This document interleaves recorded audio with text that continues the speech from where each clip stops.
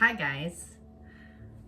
Okay, so before we start tonight's dinner, I'm going to teach you how to open a bottle of wine. Okay, so you've got your bottle of wine that's a cork, it's not a screw top. You would know how to open that. So you're going to need a wine opener. So the wine is wrapped in this foil. As you can see, I already cut the foil and then I had the idea to show you guys. So all you do is you take the sharp part of the corkscrew and you kind of like, you slide it up the foil to rip it like that. And then you grab one of the pieces and you just peel off the whole foil top, okay? And now you have the cork. So what you're gonna want to do is take this little tip and you're gonna put it right smack dab in the middle of that cork, okay? Right smack dab in the middle. And you're gonna just like kind of push it down just a little to get it started, get its grip. And then you're gonna pull down the handles like that, and then push down all the way until until this stops you. And now what you're gonna do is you're gonna hold on to just the part that's around the neck, and you're gonna leave these arms free, these silver arms, okay? And so what you're gonna do is, as you turn this clockwise, you can't see but I'm turning that thing, I'm turning it clockwise, all right? You're gonna see the wings, these metal wings, start to go up. They start to spread as the corkscrew goes down into the cork.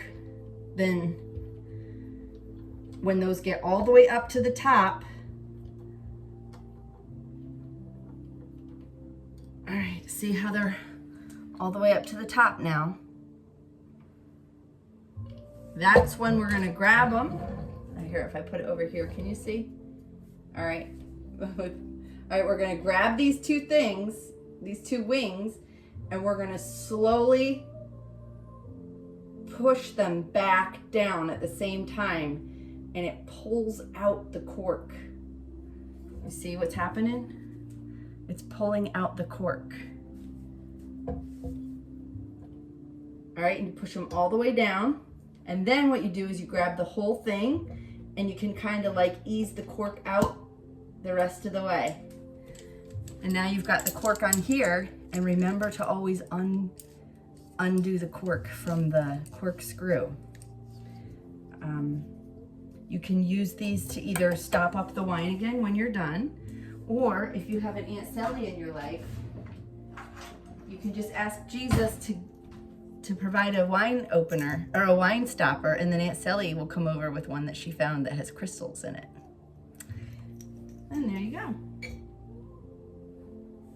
That's how you open a bottle of wine.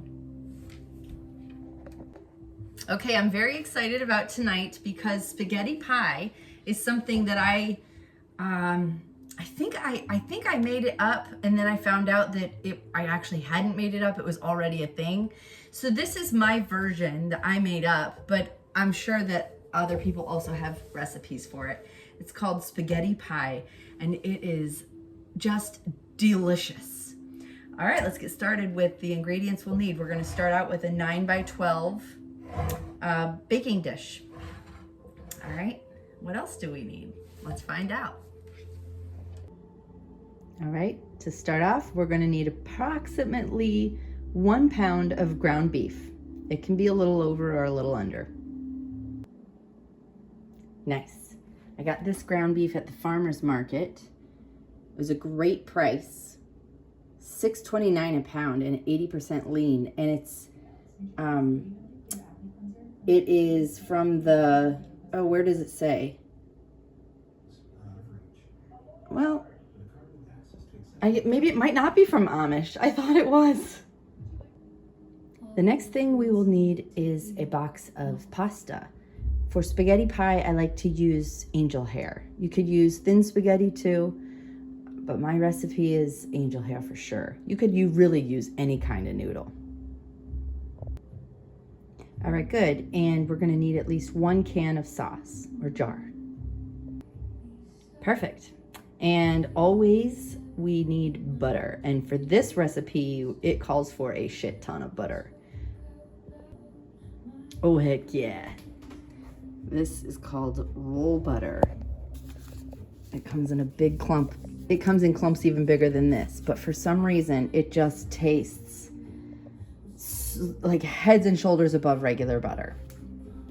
I like to use it whenever I can, especially for cooking. And the last ingredient we need is mozzarella cheese.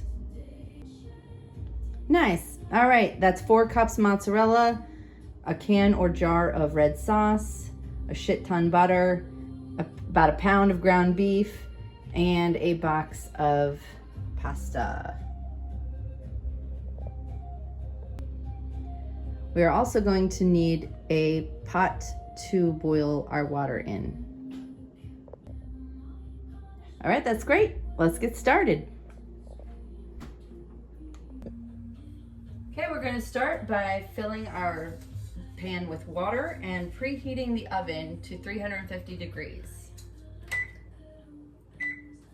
Make sure nothing's in it. Fill up our water.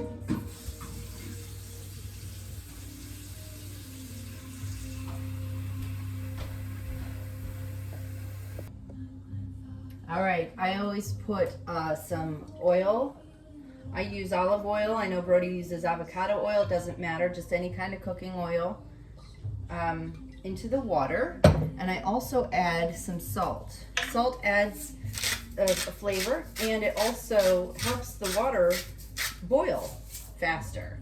And the oil just helps when you drain the pasta. It tends to not stick together as much, but still retains its ability to latch onto the sauce. All right, I forgot to mention, we're also gonna need a skillet for the meat. And I wanted to show you guys how to open up the butter. You're gonna wanna open it in a way that you can reclose the wrapping very easily. And so if you can tell that when they closed it, they used this sticker to seal it where this fold is. So just feel where the fold ends, or it doesn't even matter really, just kinda, you could even like score it along here. Oh, I pushed through the wrapper in a couple spots there, but that's enough to like coax it to come off. And now it's in a nice, neat wrapper that I can re-wrap and keep it. I can keep it stored in this now because I can re-wrap it after I use it. All right, so what we're gonna do next is we're going to put a little butter in the skillet. Oh, we're gonna preheat the skillet first. We're gonna get it nice and hot because it's a cast iron. So what I like to do with cast iron skillets is I like to preheat them for about 2 or 3 minutes on high heat. That way the whole pan gets nice and hot. And then I turn it off or I turn it down depending on if I'm ready to use it yet. And then what I do is when it gets, when the really hot, when it starts to cool down is when I throw a couple of tablespoons of butter in there. Because remember, we don't want to get butter too hot, but we do want to use it to cook with. So when the pan starts cooling down, I throw a couple pieces of butter in, let those melt, and then I add the meat and turn the heat back up to like medium high. So we're gonna focus on the meat, and when we get the meat to a good spot, we're gonna turn on the water to boil. Okay, while we wait for the pan to, oh, it's pretty hot. We're gonna turn that off. We're gonna wait for that pan to cool down. And meanwhile, we're gonna smear the entire inside of this pan with just a layer of smeared butter. So the way we do that, and you could do this even if you just had a regular butter stick, you just unwrap one end of it and you keep your hands, oh my goodness, I'm not doing a very good job at all. But you want to keep your hands off the actual butter. Like, you know that you know, even though you've washed your hands, it's still not a good idea to just keep touching food, especially food that isn't going to be used right away. We want this butter to keep. So do you see how I'm just using the whole block of butter to coat the inside of this baking dish? This is not only going to add such great flavor, but it's going to prevent the food that we're putting in here from sticking to the dish. So it's just going to slide out, and it's going to be so delicious because the butter that's closest to the edge just gets like a little different cooked than the rest of the butter in the dish. So it puts like a really nice subtle, you know, outer coating on the whole dish. So that way, if you get an edge piece, you get extra caramelized noodles. Okay, so we've got that coated. We're gonna slice off a couple. We're just gonna slice off a little chunk to put in there when we're ready. About a chunk like that for about a pound of meat. We're gonna wait a little bit. It's still not quite ready, so we can just store this chunk in there till we're ready for it. Okay, I'm gonna wrap this back up. We will be needing it later for the rest of the recipe, so I'll just set it over here for now.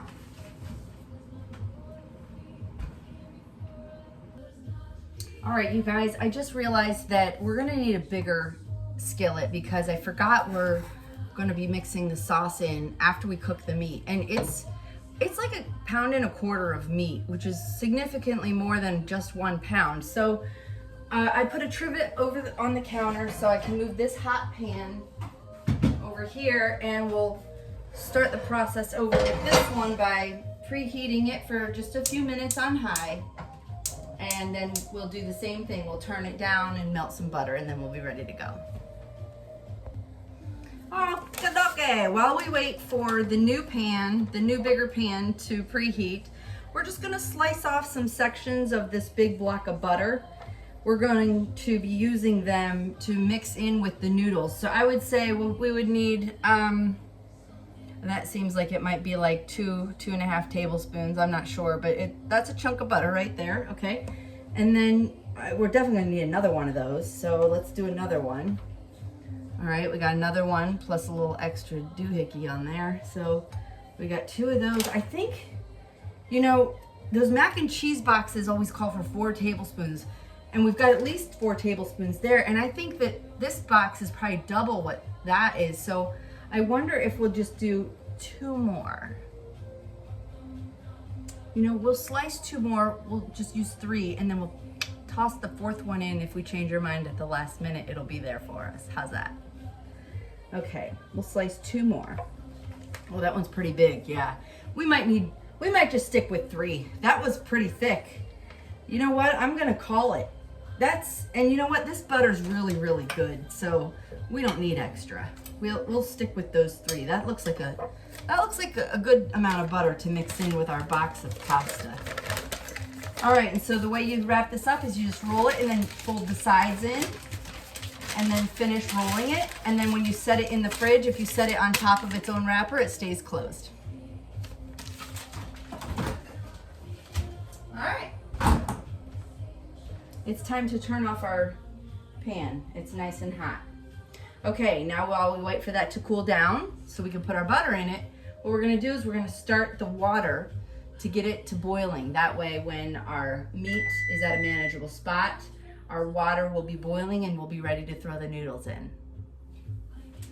Oh, we've gotta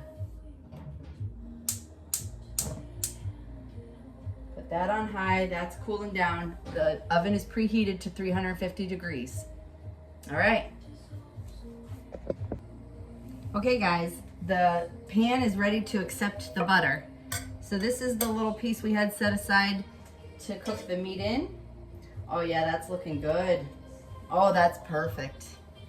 That's melting nice. We're just gonna move it around to make sure all the... What is it, Molly girl? What is it? Is there a squirrel outside against your wishes? Okay. All right, so that's, we have the pan off, by the way. We're just going to let that butter sit there. We're gonna open up our box of pasta and we're gonna open up our can of sauce. So when we need them, they are there and ready for us. So the can opener, I'm sure you guys know how to open a can opener, but this is a Pampered Chef can opener, which works differently than most. And so what you do is you like put it on top like that and then start turning and it grabs it and you can feel it cutting through. It cuts through the side instead of the top. So I actually like that because if I don't use the whole can, I can use the top as a lid and I just write the date on it. Okay, so this is open and ready for us when we need it. And the pasta, I like these kind because they have the, you know, like that cereal box top type. We're gonna be using this whole box, so it doesn't matter, but if you ever use just half a box, it's nice to have the reclosable tab. Okay, we're ready to turn this on and start cooking the meat. We'll turn it on to medium to start. Okay, usually when beef or any kind of meat comes like this, you have to break it up. So I just like plop it in there and then I take a masher. You can use this for potatoes. It's what I use to mash potatoes also, but you can mash the meat as soon as you put it in there and it breaks it up and it helps it to cook quite evenly the whole time by breaking it up right away. It also helps I like my ground beef to be in smaller pieces. I don't like huge chunks of it. I really just like it to be dispersed subtly throughout. So I really take my time and I break this up. You can do it however you prefer. Okay, I have it all broken up and now what I'm gonna do is I cleaned out the masher thing. Just gonna rinse it because this is one of those things too that if you don't rinse it right away, the meat will harden on it, and with all these little ridges to get inside of it, it's just harder to get clean. So I rinse it right away just to help me later. And what we're gonna wanna do is switch now to a wooden spoon. All right, so we've got plenty of wooden spoons. Oh, this is my favorite one from when I lived at the pod with the boys. It's broken and burnt. Oh, it's one of my favorites. So we're just going to stir this occasionally. Right now it's on medium heat, which is where we started it. We're gonna turn it up to medium high. We're gonna just, you know, move it around a little bit. When it gets a little more brown is when we're gonna add some salt and pepper just to season it up a little bit, maybe even some, you know, garlic powder. It tastes good.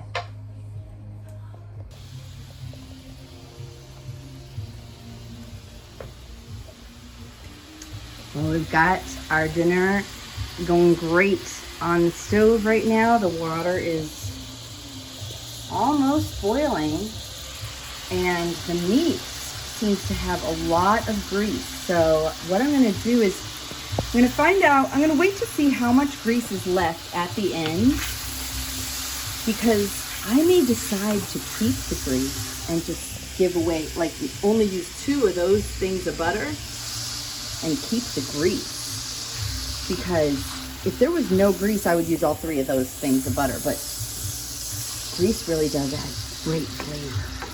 And when you mix it with the butter, instead of just using all butter, it's just a combination that can't be replaced. So we're just gonna see how much grease we end up with. If it's just that amount, that's an amount we can work with. We wouldn't have to drain any of this grease. We could use it instead of one of the things of butter. All right, it's time to put salt and pepper in.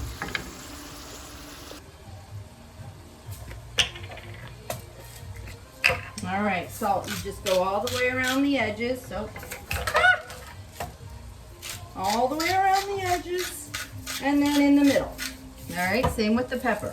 All the way around the edges and then in the middle. All right, you salt and peppered it up. And now stir. Looks like it's almost done. The grease level looks amazing. We're just gonna leave it all in there. We don't have to drain any of it, but we will only use 2 of the butter slabs. And we will put the third one in back in the fridge or in our butter dish so that it can be used for something else. This is looking perfect.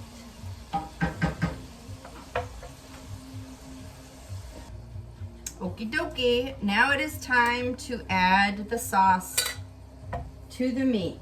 We, the 2 things of butter are for the noodles, not the meat. I know I probably made it sound like it's for the meat, but no, this grease in the meat is what is going to compensate for the less butter in the noodles. So sometimes you need more than 1 can of soup, 1 can of sauce. I prefer to just use less sauce in the actual recipe and then serve the dish with sauce on the side. That way, people who want the extra sauce have it, but people who don't like a lot of sauce don't have to deal with too much sauce in the dish itself. So just do 1 can of sauce and then serve some on the side. Our water is just about boiling. What we're going to do with this sauce now is we're just going to let it simmer, covered. So we're going to put it all the way on low, low, low, low, low, low, low, low. And we're going to get out a lid that fits it perfectly.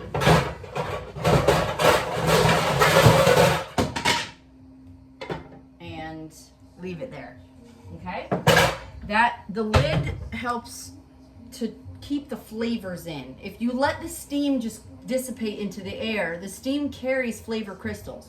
If you trap the steam and force it to condensate and drop back into the dish, the flavor builds on itself. Okay. The water is boiling, so I got our handy dandy pasta spoon, and we've got our box that's already opened. We're gonna pour the whole thing in, and how I do that is I turn it upside down with my hand covering, and then I lift up the box to expose the noodles, and then I just let the stragglers drop in. I grab the noodles themselves and lift the rest of the box off. Now I've got it all in my hands. If it was a smaller pot and I had half the box in my hand, I could break it in half at this point and drop it all in. But right now I'll just drop all of it in because it will cook fast enough where I can start stirring it and it will cook evenly by the end of the 4 minutes that it's supposed to be in here.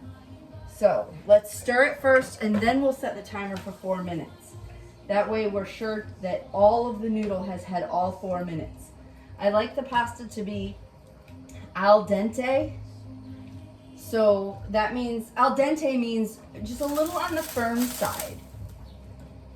I like that no matter if I'm using it in a casserole or just eating it like it is, but you have your preferences. I know, Brody, you like really soft pasta. You like it when it's soft. So I always cook it an extra minute when Brody's eating it. Okay, so we've got 2 minutes left on the pasta. We're just gonna stir it to make sure it doesn't stick together. Want all these noodles to be separate so they can mix with the butter quite easily. Our sauce is simmering so nicely. It wouldn't even hurt to open it up and smell it and maybe stir it. Oh wow, it really smells good. Yeah, we'll just stir it all together because it was starting to separate a little bit there from the simmering. And stir it all back together. And then let it go back to do its thing. All right, we got 1.5 minutes left on the pasta. While we wait for the pasta to finish. Oh, I got the wrong thing out. I meant to get wax paper out. I keep it in a different spot. All right, so the way that we're gonna store this extra slab of butter that we realized we're not gonna be using a great way to do it is a piece of wax paper like this, and just wrap it like a present, you know, or even messier than that, and that's perfect. And stick it in the fridge. It'll stay nice and solid until you're ready to use it. Okay, our timer is going off. We're going to drain the pasta, and then we're gonna mix the butter in with it. And we might yell at Molly because she's barking. Okay, so what happened was, all right, first of all, we're turning off the heat on the meat, on the simmering. But my camera fell down. I don't know if you figured that out, but I have regrouped since, and a lot has happened. So we just turned off the meat. Okay, now we're gonna toss this butter into the noodles and take our handy dandy noodle thingy and stir it all together. We really should have broken up that butter into smaller pieces, but I'm a little discombobulated right now. I just feel like sometimes cooking can be time sensitive, and then when unexpected things happen, like the camera falling, and the camera falling and Molly barking and the timer going off all at once, it can feel very dysregulating. So it's okay if you miss steps or make a mistake. The more you practice, the more you do it, the more your body just remembers through muscle memory how to take care of the next step. I mean, I've done this with noodles so many times that my body knows what to do without my mind having to tell it, you know? So it's really cathartic for me, and that's why I'm passionate about making the videos for you guys, because not only is it a great way to take care of yourself, but it's a good skill to learn, almost to the point where it's a hobby that feeds you. Okay, now comes the fun part. We've already mixed the noodles with the butter. They're really well coated. And so our first step is going to be, we're gonna do, I think, 6 layers here. We're gonna coat the bottom of this pan with a thin layer of meat sauce. Then we're gonna cover that meat sauce with a layer of noodles, buttered noodles. Then we're gonna cover that buttered noodles layer with a layer of mozzarella. And then we're gonna start it all over again. Well, then we'll do another meat sauce layer, and then another noodle layer. And then the last one will be another meat sauce layer before a cheese layer. So I guess that's 7 layers. Okay, we've got the very thin layer on the bottom. And now remember, we want 2 layers of pasta. So what we're gonna do is we're gonna kind of divide the pan into 2 visually before we start. And so we're gonna know where to start and end with our half of pasta, right? So here's the first scoop. It looks like we got a couple more scoops in us. All right, this might be the last scoop. Yeah, all right, so that's about half. So we'll leave the other half in there. And we'll just spread this around. Oh yeah, baby. Oh man, it smells so good. All right, we'll get that pretty even. And next, we're gonna put a layer of mozzarella cheese. Okay, I have never been shy with cheese. So we have 4 cups here, 2 different bags. I'm thinking like 1 bag per layer, right?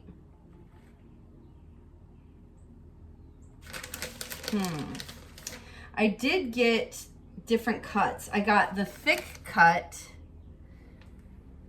thinking I would top it with the thick cut, and I got the fine cut, thinking I would mix in the fine cut with the noodles. But now that I'm realizing the method, I actually, we do want to put the fine cut stuff in the middle because it mixes in better.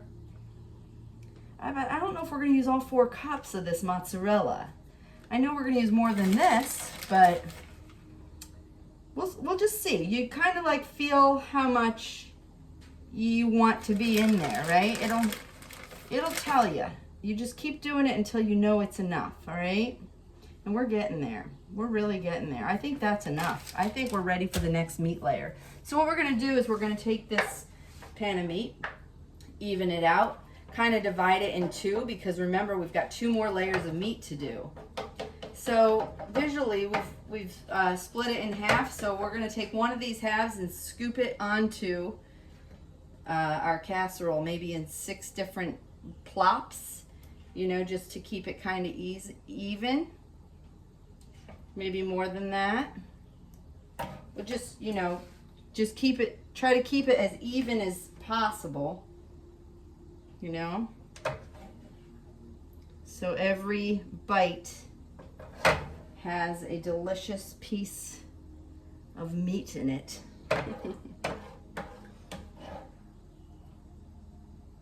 All right. And then you just kind of mash it around, you know, just spread it around a little bit. All right.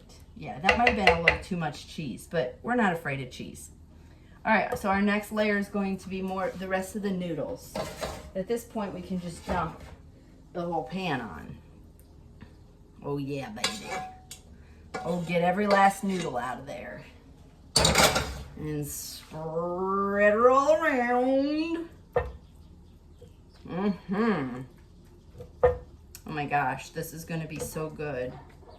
Oh, there's Molly. She disapproves of something out in the park. Okay, this looks so good. All right, our next layer is the rest of the sauce. So we'll do the same thing. We'll do 6 dabs of it, or however many. We'll just make it even. Even it out. Molly, no barking. I feel like she knows when I'm otherwise indisposed. And she misbehaves when she knows that I can't walk away from what I'm doing. Although she did stop barking. She is a good girl. She has been so good lately. All right, look how good this looks, you guys. Oh my gosh. We're gonna bake it at 350 degrees for probably, oh my gosh, I'll put it in there for 30 minutes. Let this caramelize right up. Okay, so our last step is to put clumps of mozzarella on the top. So this mozzarella, this layer you're gonna wanna leave broken up, all right? So just do little tiny piles all next to each other. That's how you spread the cheese, because you wanna leave spots open without cheese on it. And I'm not even sure why. Granny will have to answer that for you, because she's the one who taught me how to leave spots open when you're sprinkling cheese on the top of a casserole like this. It's something to do with, it helps the airflow while it's cooking, and it really does make a difference. It helps the cheese melt in an extra special way. All right, we are ready to go. We're ready to put that in, and we'll set the timer for, we'll set it for 25 minutes and check it. How's that sound? There it is. We just put it in the oven. Set the timer for 25 minutes. Start. We can take this time to clean up a little bit. We'll rinse out these pans, maybe even wash them. We've got an empty strainer waiting just for that. And Molly decided she's okay with whatever's going on out there.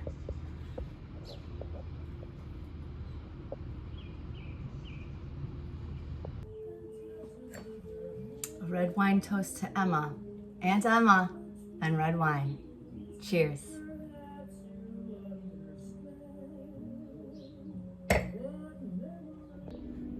Okay, we've got about 14 minutes left on the timer. We finished washing all the big stuff. Well, all except the skillet. Let's see how that's coming along.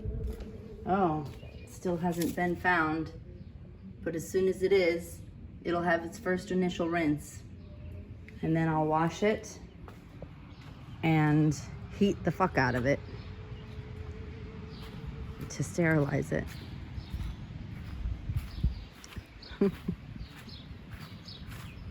What are you doing? You say hi to Brody and Annika? The good girl.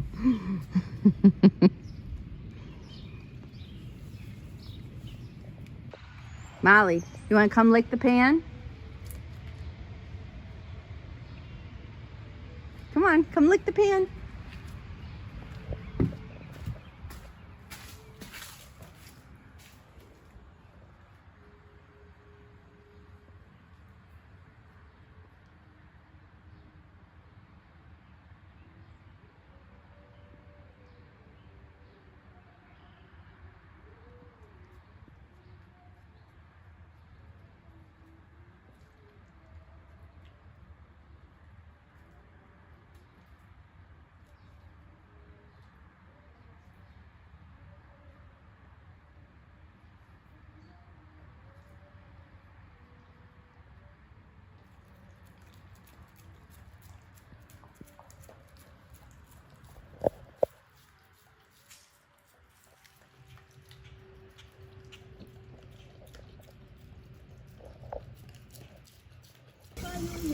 This is how you clean a cast iron pan. You have water as hot as you can stand it, and you scrub it clean with a chain link scrubber. You want to get all the surfaces multiple times. You want to make sure you get the outside of it, do the handle too. And then when you're finished, you want to, obviously rinse it all off with the running water, and then take it over to a burner and set the burner on high and the timer for 3 minutes. So by the time I'm done with this, that will probably be at 3 minutes. And I can use that timer to not only take the casserole out, look at it, but finish sterilizing the pan. The pan has been on there long enough where all of the water has dried except this last little part, which is going quick.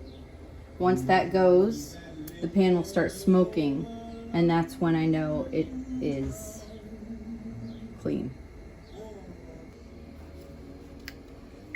Okay, the pan still isn't smoking, and the timer has gone off. So we're just gonna press cancel the timer. Let's check on this. Oh, wow. Now that's looking really good, but I feel like the cheese could just get a little bit more crispy. So we're gonna set the timer for another 5 minutes, and we're gonna keep it at 350. So the oven's still on at 350, and we just put it in for another 5 minutes just to crisp up that cheese on the top a little bit. And it also gives us some time to get this pan smoking. I can smell it. It is really close to smoking. Okay guys, the pan is smoking. I'm not sure if you can see it on camera, but it's smoking. So we're gonna turn it off, knowing that all that shit has now been incinerated. And our next step with it is just, we're gonna pour a little bit of oil in and wipe it out with a paper towel, and that just gets up all the ash that we just created by burning the shit out of it. And then the oil leaves behind a nice coating for the next time we go to use it. All right, and so we got, this might be the end of that stand. We're gonna have to figure something else out. Okay. I think I was recording nothing and not recording what I was supposed to again. But anyway, our timer is ringing. We're just gonna go ahead and press cancel because it was close enough last time. And look at that, oh my gosh. Look at how brown the cheese is. It's perfect. So we've turned off the oven. We're gonna pull this out and we're gonna let it sit probably for at least 10 minutes, but most likely 15. Mm.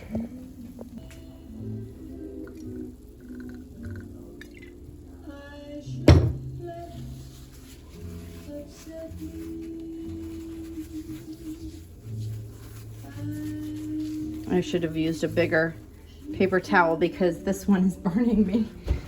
Yeah, I use a bigger paper towel. I'm gonna wait for that to cool a little bit and wipe most of that oil back out. But look at this masterpiece we just made. I set the timer for 10 minutes and then we'll dig in.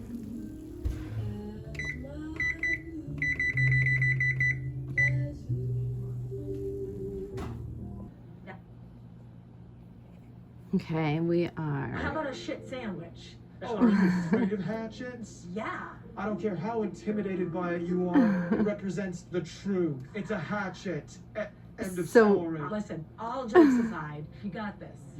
I do Right, have. can we have a team knuckles? This is Love on the Spectrum that Brody introduced me to, and it is the best. Shit sandwich. The best show. And so I'm putting together a puzzle while we wait for the. I worry sometimes about the love thing. For a long time, I felt like that there wasn't someone out there for me, and like my mom told me like there's someone for everyone, and I'm like, okay, I hope I can believe that. Why do you think you've been worried about that? Well, it's just because since I've had so many heartbreaks in the past, I feel like that made me lose my confidence for a long time.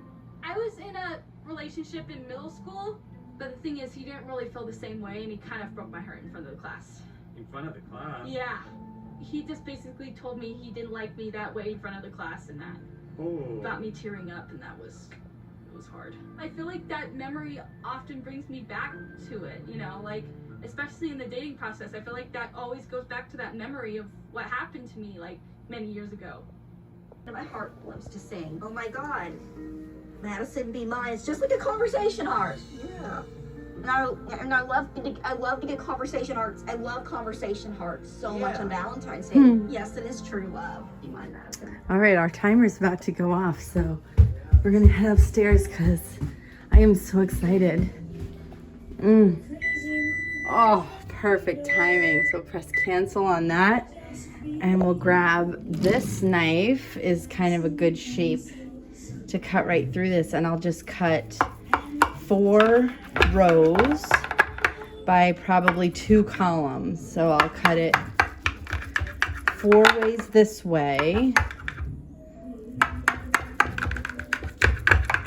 and then 1 way down the center this way. Oh my goodness. And okay, my gosh.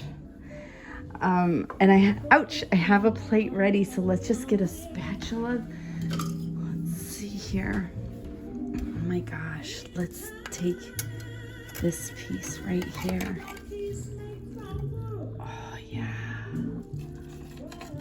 Oh yeah, bye.